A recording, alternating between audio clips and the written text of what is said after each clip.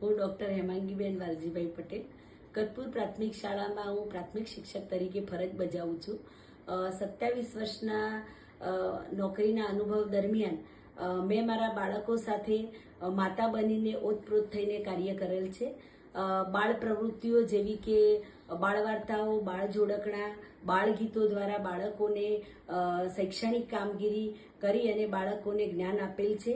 આ ઉપરાંત મને આ કામગીરી અંતર્ગત 2023ની અંદર રોટરી ક્લબ દ્વારા નેશન બિલ્ડના એવોર્ડથી સન્માનિત કરવામાં આવી હતી.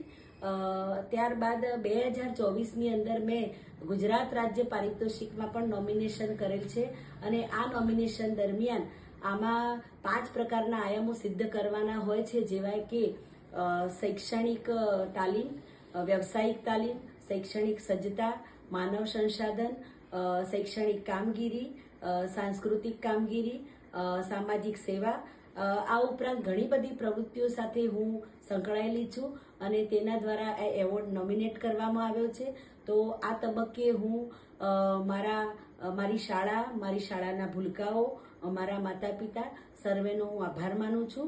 આ ઉપરાંત હું ખાસ ગુજરાત રાજ્ય સરકારનો પણ આભાર માનું છું કે મને આ પુરસ્કાર આપવા માટે નોમિનેટ કરેલી છે.